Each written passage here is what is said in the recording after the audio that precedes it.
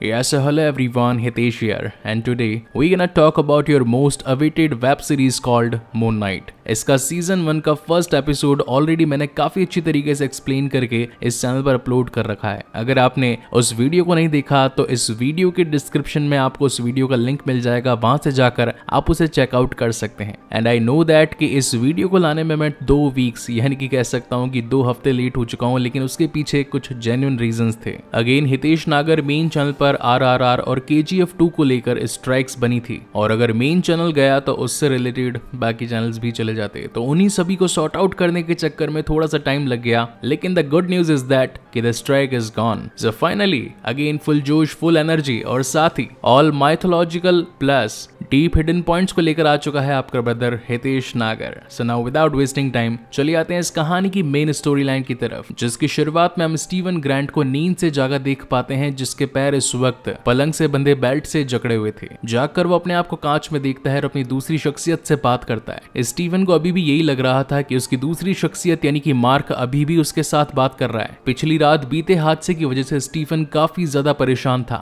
उसके ऊपर एक इजिप्शियन जैकल ने हमला किया था, जिसके बाद वो अपने आप को संभालता हुआ अपनी जॉब पर वापस निकल पड़ता है। उसे इस वक्त भी ये लग रहा था कि ये सब कुछ उसका एक बुरा सपना था, लेकिन ऑफिस जाने पर गार्ड उसे बताता है कि रात को यहाँ पर काफी तोड़ा फोड़ी हुई थी, मैं बस कैमरे में चेक करने ही जा रहा हूँ। तो स्टीवन कहता है कि क्या पता शायद मैं तुम्हारी इसमें कुछ मदद कर सकूं। और जब वो दोनों सीसीटीवी फुटेज में रात को हुए हादसे को चेक करने जाते हैं तो स्टीवन बताता है कि बस मुझ पर फोकस करो, देखना भी यहाँ पर मेरे ऊपर एक बहुत ही बड़ा क्रीचर हमला करने वाला है। क्या तुमने कोई हॉरर फिल्म देखी है? क्योंकि अब जो तुम देखने वाले हो वो किसी हॉरर फिल्म से भी ज्यादा खतरनाक होने वाला है। काफी देर सीसीटीवी फुटेज में देख लेने के बावजूद भी उन दोनों को वहां पर कुछ नहीं दिखाई पड़ता, और न चाहते हुए भी सारा इल्जाम स्टीवन पर आ चुका था। और स्टीवन को ये बात समझ में आ चुकी थी, यहाँ से जिसने भी सबूत मिटाए वो और कोई नहीं बल्कि मार्क स्पेक्टर ही होगा। जिसके बाद में उसे हेड ऑफिस में बुलाया जाता है और हाई अथॉरिटी उसे कहती है कि हो सकता है कि आप शायद किसी दूसरी पर्सनालिटी या फिर किसी बीमारी से जूझ रहे हैं। मैं आपको एक अच्छे डॉक्टर का पता देता हूँ, आप वहां पर जाकर अपना इलाज करवा सकते हैं, लेकिन तब तक के लिए आपको यहाँ से दूर जाना पड़ेगा। यानी कि इनडायरेक्टली उसकी जॉब छीन ली गई थी और स्टीवन को अब अपना बैज वहां पर रखकर वहां से जाना पड़ता है। सिर्फ एक जॉब ही तो थी स्टीवन के पास में, जिसकी वजह से वो अपनी जिंदगी को ठीक तरीके से जी रहा था। उसके चले जाने की वजह से वो काफी ज्यादा उदास था और अपने उसी स्ट्रीट आर्टिस्ट फ्रेंड के पास बैठकर अपने दुखड़े गाने लगता है और कहता है कि मेरे साथ कुछ अजीब हो रहा है, लग रहा है मानो मेरे अंदर का हैवान बदमाशी करना चाहता है, मुझसे बार बार बुरे काम करवाता है। और तो और कल मुझे एक चाबी और साथ ही एक मोबाइल मिला, कैसा हो अगर उस चाबी का ताला मैं ढूंढ लूं। और सडनली उसे ये आइडिया आता है कि क्यों ना वो उस चाबी की तहकीकात करे कि आखिर वो चाबी जाती कहाँ है। जिसके बाद वो एक लॉन्ज में पहुंचता है और वहां पर कहता है कि मेरे पास एक चाबी है और मैं बस अपने रूम को खोलकर देखना चाहता हूँ। हालांकि मुझे नाम पता नहीं कि एंट्री किस नाम से होगी, शायद स्टीवन ग्रांट या फिर हो सकता है मार्क। हालांकि मुझे उसका सरनेम तो नहीं पता, लेकिन क्या आप मेरी मदद कर सकते हैं? तो वो बंदा कहता है कि हाँ सर, मैं आपको जानता हूँ, आप कई बार यहाँ पर आ चुके हैं, चलिए आइए मैं आपको आपके रूम तक ले जाता हूँ। जिसके बाद वो पहुंचते हैं रूम नंबर 43 तक। हालांकि रिसेप्शनिस्ट वहां से उसे रूम में छोड़कर चला जाता है, और जब स्टीवन ग्रांट उस रूम में आता है तो देख पाता है कि वो तो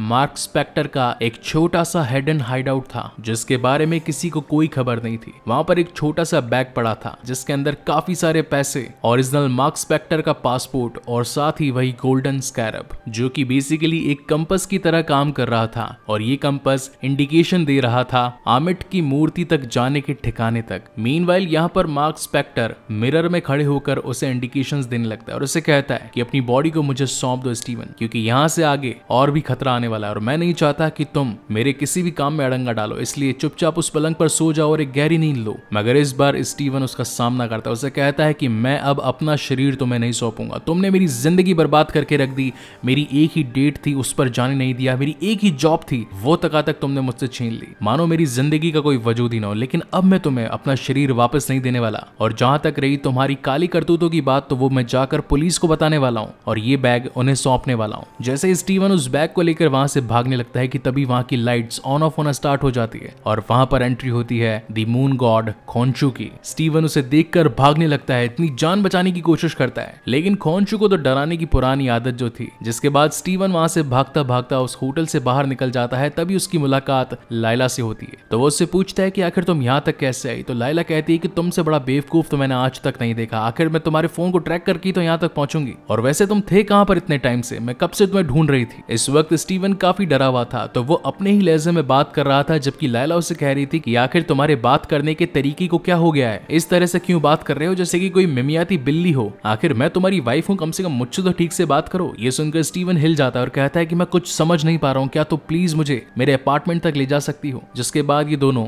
उस अपार्टमेंट तक पहुंचते हैं। बेसिकली अपार्टमेंट उसकी मॉम का होता है, जहाँ स्टीवन अपनी काफी सारी किताबों और साथ ही अपनी मछली के साथ रहता था। स्टीवन को इजिप्शियन किताबों में काफी दिलचस्पी थी, और वहीं पर एक खुली किताब को देखकर लैला उस किताब में लिखी हिएरोग्लिफिक लैंग्वेज को देखकर उसके बारे में बातचीत करने लगती है। हिएरोग्लिफिक यानी कि इजिप्शियन शब्दों की वर्णमाला, जिसमें ये दोनों ही माहिर थे। हालांकि लैला इस बात को जानती थी कि मार्क स्पेक्टर को इजिप्शियन वर्णमालाओं में कोई दिलचस्पी नहीं थी, लेकिन जबकि दूसरी तरफ स्टीवन ग्रांट को थी। बातों ही बातों में एक फ्रेंच कविता का जिक्र होता है, जो कि इवेंचुअली इन दोनों की ही फेवरेट थी। तब जाकर धीरे धीरे लैला को यह विश्वास होता है कि इस वक्त वो एक दूसरी शख्सियत से बात कर रही है। स्टीवन उसे सारी बातें समझाने लगता है कि वो मार्क नहीं है, और इतने टाइम से जो भी उसके साथ बीत रहा है वो सब कुछ मार्क कर रहा है, और अब वो मार्क की शख्सियत उसके सामने लाने ही वाला होता है। वो बैग खोलकर सारा पैसा, बंदूक और साथ ही वो गोल्डन स्कैरब उसे दिखाने वाला होता है, लेकिन तभी पीछे से मार्क उसे मिरर की इमेज में से कहता है कि उसे खतरे में मत डालना। अगर तुमने मेरे बारे में सारी सच्चाई उसे बताई तो जो गुंडे मेरे पीछे पड़े हैं वो उसके पीछे भी पड़ जाएंगे। फाइनली ये बात सुनकर स्टीवन अपने आप को शांत करता है, लेकिन उस बैग की उठी बातचीत की वजह से लैला जब उस बैग में हाथ डालती है तो उसे वो गोल्डन स्कैरब मिल जाता है। उसी वक्त वहां पर दो डिटेक्टिव्स की एंट्री होती है। स्टीवन कहता है कि वैसे यहाँ पर मैं अकेला हूँ, और जो आप पूछना चाहते हैं लाइक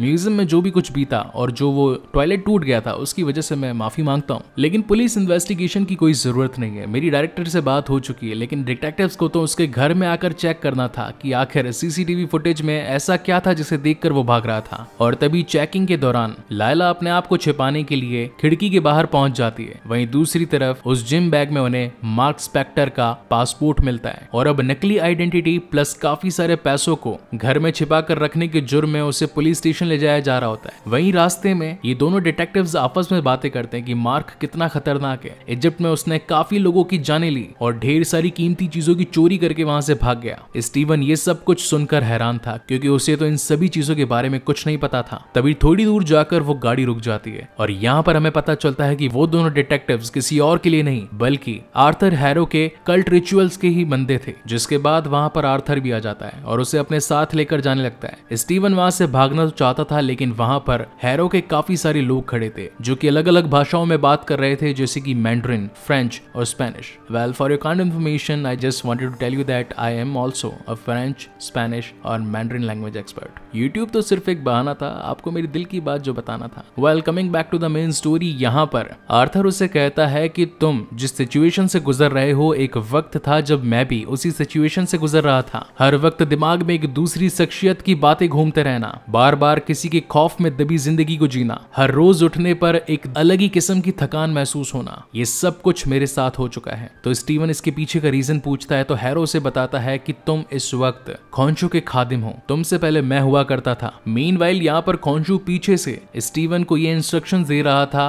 कि हैरो की बातों में मत आना, और चिल्ला चिल्ला कर ये कह रहा था कि तुम इंसाफ के देवता हो। स्टीवन ये सारी बातें सुन पा रहा था। तो हैरो से पूछता है कि अभी खोंचू तुम्हें क्या कह रहा है कि तुम इंसाफ के देवता हो। तो स्टीवन कहता है कि क्या तुम उसे सुन सकते हो। हैरो बताता है कि कुछ टाइम पहले तक सुन पाता था, मगर अब नहीं, अब मैं आमिट का खादिम हूँ। ये दोनों ही बेसिकली देवता हैं। खोंचू का काम है जुर्म कर लेने वाले इंसान को उसकी सजा देना, लेकिन आमिट का काम है उसे जुर्म करने से पहले ही रोक देना। और एक वक्त ऐसा आएगा जब इस पूरी दुनिया से सारे के सारे जुर्म करने वाले खत्म हो जाएंगे और ये पूरी धरती स्वर्ग बन जाएगी। तो स्टीवन कहता है कि आपके कहने का मतलब क्या है, कि आप उन्हें जान से मरवा देंगे। हैरो बताता है कि सिर्फ यही जरूरी है, अगर हाथ में कैंसर लग जाए तो उस हाथ को काट देना ही बेहतर है, इंस्टीड ऑफ वो पूरे शरीर के अंदर कैंसर फैला दे। जिस पर स्टीवन कहता है कि ये तो गलत है। मान लीजिए कि अगर कोई बच्चा है जो कि इस वक्त कोई गलत काम नहीं कर रहा, और मानो 25-26 साल का होने के बाद में अगर वो कोई गलत काम कर रहा है, तो हम इस वक्त उस बच्चे की जान नहीं ले सकते, ये तो गलत हुआ। मगर हैरो को उसकी बातों में कोई इंटरेस्ट नहीं था। वो उससे पूछता है कि क्या तुम्हारे पास वो स्कैरब है, क्योंकि वो काफी खास और कीमती है। उसकी मदद से ही हम आमिट की दबी मूर्ति तक पहुंच सकते हैं। बेसिकली वो स्कैरब एक कंपास की तरह काम करता है, जो कि लोकेशन बताता है आमिट की मूर्ति तक जाने का।